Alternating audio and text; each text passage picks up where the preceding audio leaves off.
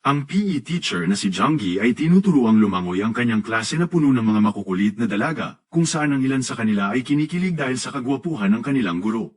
Ang kanyang assistant at guro rin na si Minjo ay nag-supervise sa mga dalaga ng warm-up session at sumunod naman sila. Ang isa sa mga estudyanteng si Young Yun ay umakyat sa itaas hanggang sa narating niya ang pinakatuktok na diving board. Nagsimulang mag-alala ang iba pang mga estudyante at sinabihan siya ni Junggi na itigil ang kanyang binabalak, subalit hindi ito pinakinggan ng dalaga at tumalon ito sa pool. Nag-alala ang guro kaya agad siyang nag-dive para iligtas si Young Yun. Napangiti ang dalaga nang makita siyang papalapit sa kanya, na para bagang hinihintay niya ang sandaling yun. Nang makarating sila sa ibabaw ay hindi pa rin maalis sa dalagang estudyante ang kilig na nararamdaman niya. Si Junggi ay nasa balkonahe at humihit-hit ng sigarilyo nang dumating ang buntis niyang asawa na si Shuyun. Sinubukan itong itago ng mister, ngunit nahuli pa rin siya ng misis dahil naamoy pa rin niya ang usok. Ang mag-asawa ay nasa kalagitnaan ng paglipat sa kanilang bagong apartment, kung saan ang mga kahon ay nakakalat pa kung saan-saan. Hinanap ni Junggi ang kanyang sports gear at sinabing manunood siya ng rugby match. Pinaalalahanan siya ng misis na hindi na siya maaaring maglaro at baka ma-injured pa siya ngayong malapit na silang magkaroon ng sanggol. Pinalaro ni Junggi ng dodgeball game ang kanyang klase habang siya ay nakaupo sa bleachers. Sinamahan siya ng kapwa-guro na si Minjo at nagkaroon sila ng casual na pag-uusap. Maya-maya ay nagpa siya si Junggi na sumali para naman maging free lang ang laro. Mahusay na naiiwasan ng dalagang si Young Yun ang bola na ibinabato ng kanyang guro, subalit nang maglaon ay sinadya niyang magpatama dito. Dinala siya ni Junggi sa klinika para gamutin ang kanyang pasa sa tuhod, at habang mahinahon niyang pinapagalitan ng dalaga dahil sa hindi pag-iwas nito ay tumugon si Young Yun na hindi siya natatakot sa anumang bagay. Giit naman ni Junggi na ganoon din siya mag-isip noong bata pa siya. Tinanong ni Young Yun kung ano ang nagpabago sa kanya, ngunit hindi interesado ang guro na pag-usapan pa ang mga personal na bagay. Biglang yumuko si Young Yun at sadya niyang idinampi ang kanyang dibdib sa mukha ng kanyang guro. Mahigpit siyang binalaan ni Junggi na huwag magbiro ng ganoon, ngunit umalis lang ang dalaga nang hindi nagpapakita ng anumang pagsisisi. Habang naglalakad ang guro sa hallway ay tila pinagtatawanan siya ng mga estudyante at kinukunan ng litrato. Ang walang kamalay-malay na si Junggi ay dinikitan pala ng note sa likod na nagsabing siya ay para kay Young Yun lamang. Ang asawa ni Junggi na si Shuyun ay nagmula sa isang mayamang pamilya, kung saan ang kanyang ama ay disappointed dahil nagpakasal siya sa isang mahirap na lalaki. Ang ama ni Shuyun pala ang bumili ng kanilang bagong apartment at siya rin ang nagpapasok kay Junggi bilang guro sa paaralan. Hindi nila nakakaligtaang ipaalala sa mister na sila ang bumubuhay sa kanila. Kalaunan ay nakatagpo ni Junggi si Young Yun sa isang convenience store. Tinanong ng estudyante kung siya ba ay isang rugby player at nang aminin ito ng guro ay nagpahayag ng interes ang dalaga. Dinala niya si Young Yun sa kanyang laro kung saan ay todo cheer ang dalaga sa kanya. Pagkatapos ng laro ay tinukso si Junggi ng kasamahan dahil sa dalaga nitong kasintahan na agad namang itinanggi ng mister. Nang tumungo si Junggi sa kanyang sasakyan ay nakita niya si Young Yun na tila ay natutulog sa loob. Ikakabit niya sana ang seatbelt nito ngunit biglang tinanong ng dalaga kung sinusubukan ba siya nitong halikan na itinanggi naman ni Junggi. Kinabukasan sa paaralan, naglalaro ang mga babae sa tubig, at tila ay mas lalong nabighani si Junggi sa maganda niyang estudyante. Kalaunan ay nakita niya ang hairpin na naiwan ng dalaga at nagpasya siyang itago ito. Sa bahay ay nanood siya ng laro, ngunit patuloy pa din bumabalik sa isip niya ang sexing dalaga. Pumunta siya sa laundry para kunin ang hairpin ngunit nakita niyang suot na ito ni Shuyun, sa pag-aakalang ito ay regalo niya para sa kanya. Nang gabing yun ay nagsibakan ng mag-asawa, at napansin ni Shuyun na sobrang gigil ang kanyang mister sa pagturbo sa kanya. Lingid sa kanyang kaalaman ay nakatitig si Junggi sa hairpin at ini-imagine na ang dalaga ang binabayo niya. Kinabukasan, pagkatapos ng klase ay biglang bumuhos ang malakas na ulan. Nagpasya si Junggi na hintayin ang pagtigil nito bago umuwi, ngunit hindi nagtagal ay napagtanto niyang hindi siya nag-iisa dahil hinihintay din ni Young Yun na tumila ang ulan. Umupo sila sa hagdan upang maghintay at nanginginig pa si Young Yun dahil sa basa nitong uniform. Sa kabila nito ay umiinom pa din siya ng malamig na strawberry milk, nagihit ni Junggi ay tila obsessed na siya rito. Tumugon ang dalaga na kung meron siyang gusto sa isang bagay ay hinding-hindi na niya ito bibitawan. Para maiwasang tumigas ang junjun ni Junggi ay sinabihan niya ang dalaga na maghanda sapagkat aalis na sila maya-maya. Sinabi ni Young Yun na gusto pa niyang makasama ng matagal ang guro, at tugon ni Junggi na magkakaproblema talaga sila kapag pinagpatuloy pa ng dalaga ang panlalandi. Dinala ni Junggi ang estudyante sa itaas para ipasuot dito ang kanyang jersey nang sa gayon ay hindi na ito ginawin. Sininghut ni Young Yun ang jersey at sinabing nakakakilig ang amoy ng guro. Habang nagpapalit sa loob ng silid ay biglang nagreklamo si Young Yun na hindi gumagana ang zipper ng jacket. Sa kabila ng pagsisikap ni Jonggi na layuan ang tukso ay pumasok pa din siya sa silid upang tulungan si Yang Yun. Habang inaayos ang zipper ay hindi sinasadyang mapatitig siya sa malulusog na dibdib ng dalaga na nagpalala pa sa sitwasyon. Pagtingin pa niya sa malamanika nitong mga mata ay mas lalo pa siyang nabighani. Gayunpaman ay nagawa pa rin ni Jonggi na labanan ng tukso at sinabihan niya si Yang Yun na kaya na niya ang kanyang sarili. Nang aalis na siya ay biglang nawala ng kuryente na nagdulot ng kadiliman sa silid. Agad yumakap ang dalaga sa kanyang mga bisig, nagmamakaawa sa kanya na huwag siyang iwan. Ang hindi inaasahang pagyakap na ito ay humantong sa mainit na halikan, at maaari pa sana itong mapunta sa sibakan kung hindi lang dahil sa tunog ng paparating na gwardya. Mabilis nag-react si Jonggi at hinila niya ang dalaga sa ilalim ng desk para magtago. Habang ang security guard ay papalapit sa kanilang pinagtataguan ay hindi sinasadyang mapatungan ng guro ang dalaga. Nagsimulang magreklamo si Yang Yun na nasasaktan siya, kaya mariing tinakpan ni Jonggi ang kanyang bibig. Naririnig ng gwardya ang mahinang boses, ngunit sa kabutiang palad ay nakarinig siya ng isa pang ingay dahilan para umalis siya. Nang wala na ang security guard ay napagtanto ni Jonggi na nawala ng malay ang dalaga. Sinubukan niyang gisingin si Yang Yun, ngunit hindi ito sumasagot. Nang bumalik ang kuryente ay nagulat si Jonggi matapos makita ang security guard na kasama ang kanyang misis. Sa takot at pagkalito ay iniwan niya ang dalaga at umuwi siya kasama ang asawa. Nang makarating sila sa bahay ay hindi mawala kay Jonggi ang pagkabahala, kaya nang nakatulog na ang kanyang misis ay bumalik siya sa paaralan. Pagdating niya sa silid ay wala na si Yang Yun, ngunit naiwan ito ang kanyang telepono. Kinabukasan sa paaralan, balisang hinahanap ni Jonggi ang dalaga. Tinanong niya ang ibang estudyante, at kinumpirma nila na walang nakakita kay Yang Yun buong araw. Sa kanyang mesa ay nakita ni Jonggi ang isang pakete na laman ng kanyang jersey na maayos na nakatupi sa loob. Natataranta niyang hinanap si Yang Yun, at bigla na lang itong nagpakita na tila ba ay walang nangyari. Ibinalik ni Jonggi ang kanyang telepono at humingi siya ng paumanhin sa nangyari kagabi. Kinakabahan niyang hiniling sa dalaga na ilihim ito, at pumayag naman si Yang Yun. Subalit ng gabing yun ay isinulat ng estudyante sa kanyang blog ang nangyari sa kanila kagabi. Kinilig ang ilang estudyante sa paaralan habang binabasa ang blog, at nakuha nito ang atensyon ni Minju. Ang iskandalo ay umabot sa principal, at nang tanungin niya si Yang Yun tungkol dito ay sinabi ng dalaga na ang isinulat niya sa blog ay purong imahinasyon lang niya. Pagkatapos ay binalaan ng punong guro si Jonggi na umiwas sa anumang bagay na maaaring makasira sa reputasyon ng kanilang paaralan. Kinumprunta ni Jonggi ang dalaga tungkol sa kanyang blog, ngunit hindi ito nagbigay ng makabuluhang paliwanag.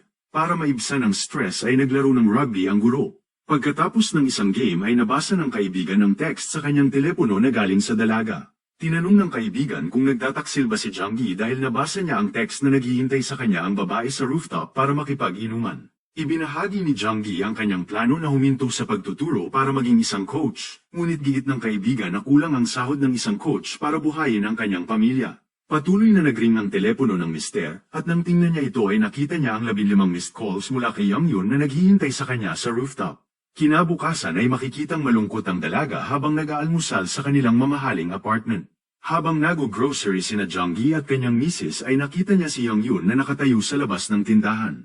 Agad niyang hinila palis ang kanyang asawa bago pa mag-iskandalo ang dalaga. Sa kalagitnaan ng gabi ay nakatanggap si Jonggi ng tawag, at matapos marinig si Yang Yun na humihiling na makapiling siya ay agad niyang ibinaba ang telepono. Sa paaralan, nag-iwan ang dalaga ng mga regalo sa kanyang desk, at sa inis ay itinapon ito ni Jonggi sa basurahan.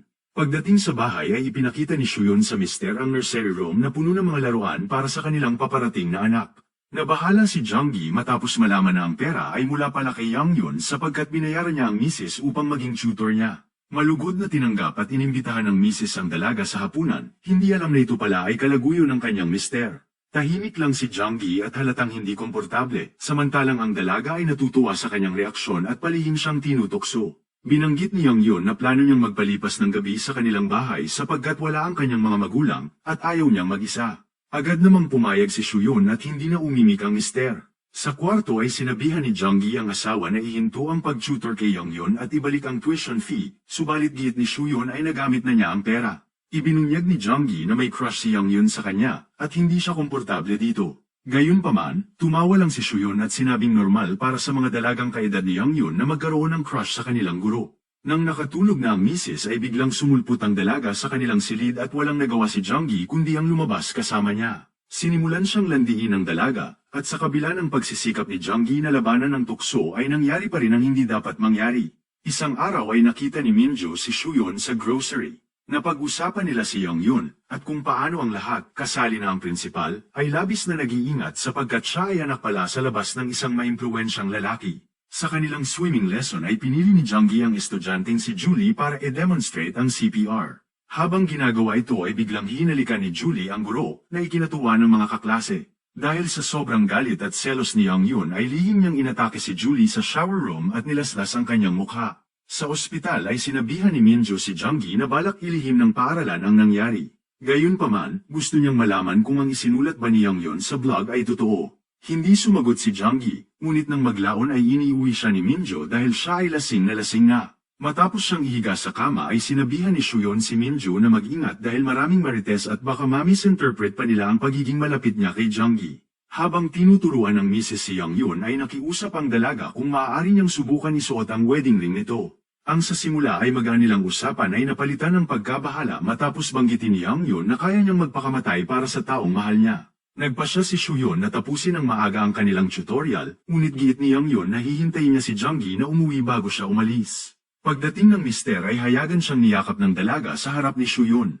Tumugon si Junggi sa pamamagitan ng paghawi sa kanya, at binati niya ang kanyang misis na nagsisimula ng magkaroon ng hinala. Sa paaralan ay nagkita ang dalawa at determinado si Junggi na hindi napatulan ng dalaga, ngunit nagbanta si Young Yun na ilalantad ang kanilang sikreto. Dahil dito, sinabi ni Junggi sa kanyang asawa na gusto na niyang huminto sa pagtuturo at maging isang coach na lang. Hindi sang-ayon dito si Shuyon dahil mababa lang ang sahod ng coach at kailangan nila ng pera para sa paparating nilang baby. May mas seryosong bagay sana na ipagtatapat ang mister, ngunit pinutol siya ni Shuyon at sinabing kailangan na niyang magpahinga. Kinabukasan, kinumprunta ng dalaga si Shuyon dahil sa paghinto nito bilang tutor niya, at paliwanag ng misis ay malapit na kasi siyang manganak. Dahil sa isang amoy ay biglang naduduwal si Young Yun hanggang siya ay sumuka. Pagkatapos nito ay nakangiti niyang sinabi kay Shuyon na siya ay buntis at nang hilakbot dito ang misis. Nang gabing yun ay sinundan ni Shuyon ang kanyang mister na pumasok sa apartment ni Young Yun at nakumpirma nga ang kanyang hinala. Nanlumo siya at napaiyak na lang habang ini-imagine niya si Junggi na mapusok na nakikipagsibakan sa dalaga. Humingi ng paumanhin si Junggi sa dalagang estudyante, sinasabing mayroon siyang asawa at paparating na anak. Giit ni Young Yun na marahil ay magiging masaya ang kanilang pagsasama kung mawawala lang sana si Shuyon. Si Junggi ay sobra nang nahihirapan sa kanyang sitwasyon at hindi na niya alam ang gagawin. Kinabukasan ay ipinakita ni Shuyon sa dalaga ang mga larawan nila sa kasal, nagbabalik tanaw sa maganda nilang pagsasama. Ipinahiwatig ni Young Yun sa misis na sila ay nakakulong dahil sa kasal, at tugon naman ni Shuyon na ang pagsisiping ay hindi sapat upang mapatibay ang isang relasyon. Giit niya na si Young Yun ay isa lamang laruan para kay Junggi na ikinagalit ng dalaga at sinabing mahalaga siya para kay Junggi. Tinanong ng misis ang mga detalye ng kanilang sibakan at masigasig naman itong ibinahagi ni Young Yun, umaasang masasaktan ng husto ang misis. Gayunpaman, tahimik lang na nakikinig si Shuyon at sa kalaunan ay biglang hinimatay ang dalaga sapagkat meron palang pampatulog ang kanyang inumin. Isinakay siya ng misis sa wheelchair at habang hinahanap ang kanyang sasakyan ay nakita sila ni Minju. Humingi ng tulong si Shuyon sa kanya at habang nasa sasakyan ay ipinaliwanag ng misis na hindi maaring magkaanak ang dalaga sapagkat masisira nito ang kanilang buhay. Nag-aalinlangan si Minju na tumulong ngunit minanipula siya ni Shuyon at dinala nila ang dalaga sa ospital para ipalaglag ang bata. Hindi mapalagay ang dalawa habang naghihintay sa labas, at hindi nagtagal ay ipinaalam sa kanila ng doktor na si Young Yun ay hindi pala buntis at hindi pa siya kailanman nabiyak ng lalaki. Bumalik si Shuyon sa apartment kasama ang wala pang malay na si Young Yun. Paggising ng dalaga ay napagtanto niya na siya ay pinatulog at pinagbintangan niya ang misis na kinuha nito ang kanyang sanggol. Gayunpaman, sinabihan siya ni Shuyon na hindi siya kailanman nabuntis at ang sinasabi niyang pagsisiping nila ni Junggi ay imahinasyon lamang niya. Hindi ito pinaniwalaan ng dalaga at giit niya na dahil pinatay ni Shuyon ang kanyang anak ay dapat mawala din siya. Nakipagbuno siya sa buntis, at pagdating ni Junggi ay agad niyang tinulungan ang kanyang asawa at itinulak palayo si Young Yun. Isinumbong ng dalaga na dinala siya ni Shuyon sa ospital, ngunit iginiit ng misis na wala sa katinoan si Young Yun at hindi siya dapat pakinggan. Tinanong ng mister si Shuyon kung ano ang sinasabi ng dalaga, ngunit bago makasagot ay nagsimulang sumakit ang tiyan ng misis. Sa ospital ay kinakabahang naghihintay si Junggi sa waiting room, at sa kalaunan ay pinapasok na siya para makapiling ang kanyang misis at ang malusog nilang sanggol.